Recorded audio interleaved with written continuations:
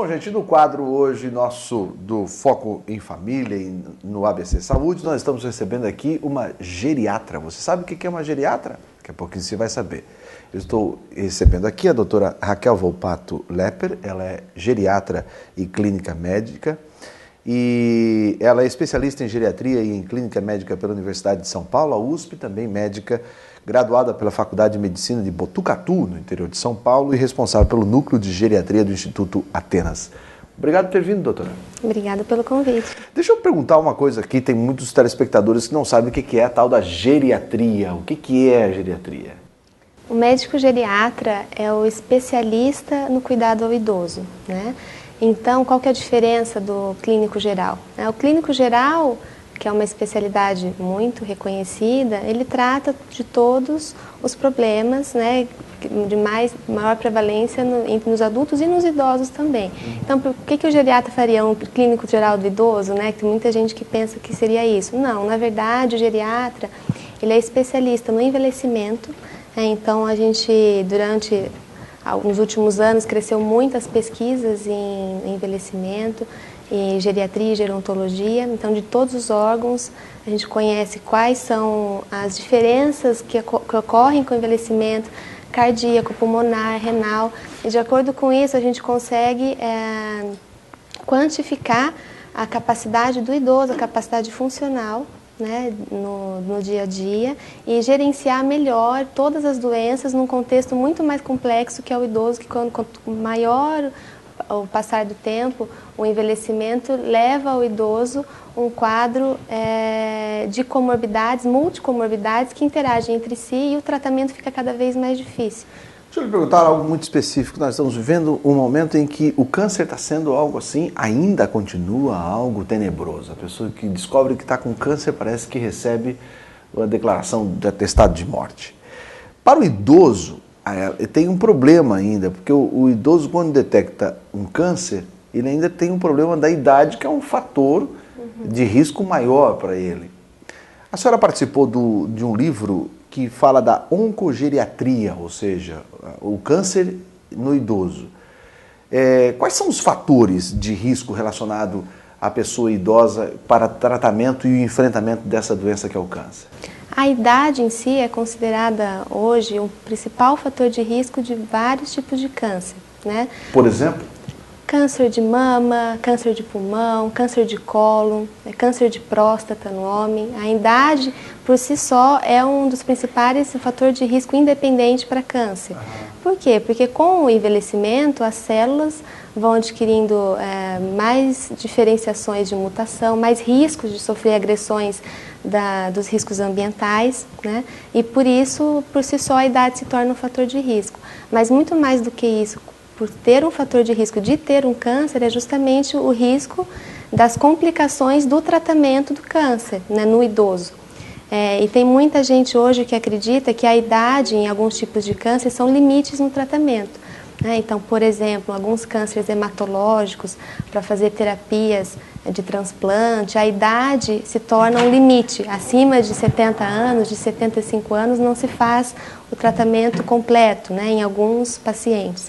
E o que a gente tem visto hoje em geriatria é que muito mais do que a idade pontual, é a avaliação geriátrica global que vai contar mais qual o tratamento melhor para esse indivíduo. Às vezes o que vale mais é o estado de saúde do paciente do que a idade. Sim, então não é a idade cronológica, e sim a idade funcional de cada órgão. E aí que entra a avaliação geriátrica global, porque a gente faz a avaliação do status cognitivo, do status pulmonar, status renal, status nutricional, de acordo com toda essa avaliação, de suporte social também, porque não adianta a gente tentar instituir um tratamento para um paciente que não vai ter um suporte em casa para levar esse tratamento em diante.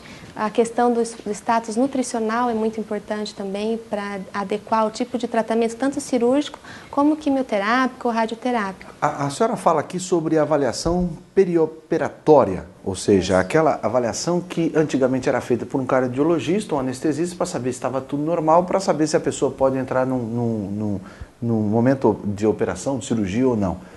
Mas a senhora defende aqui que são outras questões hoje é muito mais do que cardiológico ou da pressão, por exemplo, assim? Sim, na verdade não é que são mais importantes, é uma avaliação mais ampla, né?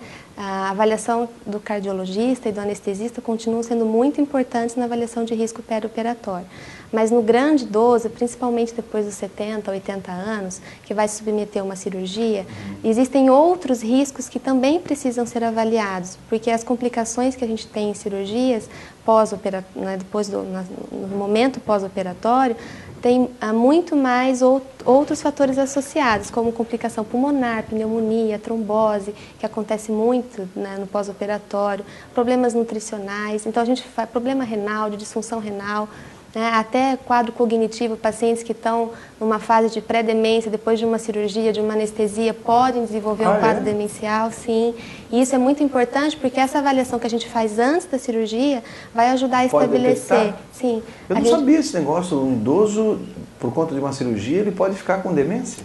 Sim, porque alguns tipos de cirurgia que tem que fazer circulação extracorpórea, por exemplo, cirurgias cardiovasculares, corre um risco de ter pequenos infartos, microinfartos cerebrais. Então, se o paciente já tem um quadro de uma alteração cognitiva prévia que não fecha diagnóstico de demência ainda, mas no processo cirúrgico, oncológico, de tratamento, radioterapia, que pode ser feita radioterapia também em sistema nervoso central, ele pode, depois de passar por todo esse processo, desenvolver um transtorno cognitivo e demência. Então é importante essa avaliação prévia, até para a família estar ciente desses riscos já, e a gente ajuda o cirurgião e o oncologista a decidir para aquele paciente especificamente qual que é a melhor estratégia terapêutica para diminuir os riscos e aumentar os benefícios. Por isso que eu sempre digo que a informação é a melhor que existe, né? Eu não tinha esse conhecimento desta especialidade, ou seja, de ter mais esta forma de fazer com que o cidadão possa ter uma qualidade de vida melhor, uma abordagem melhor nesse tratamento. Doutora, a senhora falou que a próstata, para o homem a próstata é o fim, né? Parece que o camarada disse, câncer de próstata pode preparar o caixão porque vai morrer logo logo. É assim mesmo ou não? Não. O câncer de próstata, né, é um dos tipos de câncer mais indolentes que existem, ou seja, o que é indolente? Né? Ele é uma evolução lenta. Por isso que vale a pena fazer o rastreamento, porque quando ele é descoberto precocemente, o tratamento é muito efetivo. Às vezes só com cirurgia já resolve o problema. Isso para o homem. Para a mulher, qual é o tipo de câncer que mais parece, principalmente na sua especialidade para a geriatria, para as pessoas de terceira idade, qual é o câncer que mais dá pânico nas mulheres ou que mais é frequente nas mulheres de terceira idade? Olha, o câncer de mama, né, até pela questão da identificação da mulher, né, é um câncer que causa, sim, nas mulheres um grande pânico quando ele é diagnosticado. Mais um motivo para se fazer a mamografia de rastreamento, porque quando também identificado precocemente, o tratamento é bem efetivo. Agora deixa eu lhe perguntar, para a mulher, parece que o câncer de mama aparece só quando tem vida sexual ativa. Ou às vezes parece que agora entrei na menopausa e estou livre do risco de câncer de mama. A mulher o tempo todo está sujeita a ter o câncer de mama ou ela depois de um determinado momento ela pode se ver livre disso? Não, a gente sabe que durante o período em que ela está exposta ao estrogênio, ela tem um maior risco de ter o câncer de mama.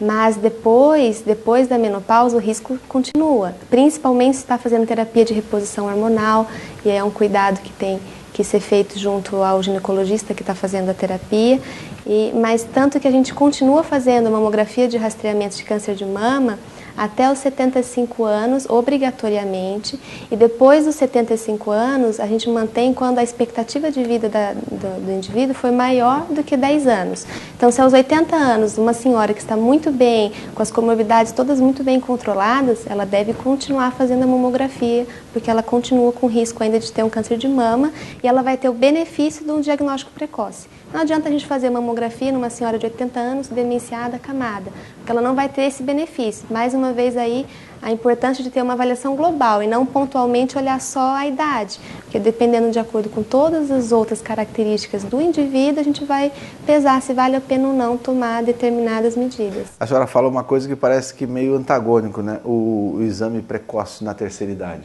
Precoce na terceira idade, mas é isso mesmo. Sim, é o diagnóstico precoce, na verdade, né? Porque quanto que é diagnóstico precoce? Quando está no início, Quando, não com a idade cronológica, né? Sim, sim, é o diagnóstico da doença, é o diagnóstico da doença que ainda não se manifestou. Então, fazer o diagnóstico de um nódulo de mama que já está palpável, isso não é diagnóstico precoce. Né? A pessoa já identificou. Fazer um diagnóstico de um câncer de intestino que a pessoa já está com sangramento, isso não é um diagnóstico precoce. Agora, fazer uma colonoscopia a cada 10 anos, depois dos 50 anos, tem indicação para a gente fazer para rastreio de câncer de cólon, isso sim é diagnóstico precoce. A partir do momento que já tem o sintoma, aí a gente não fala mais de diagnóstico precoce. Tá vendo, gente? É possível a gente fazer melhor. Eu quero agradecer de forma muito especial a sua vinda aqui, doutora. Obrigada, e eu tenho certeza que temos muitos telespectadores da terceira idade que aprenderam bastante coisa e que viram que ainda a informação é a melhor arma para muitas coisas, inclusive para as doenças, né? Eu acredito muito nisso, sabe?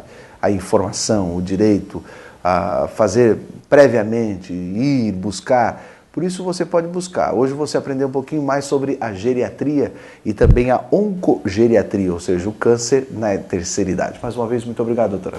Obrigada pelo convite. Nós continuamos com o nosso programa logo depois do intervalo, só um instante.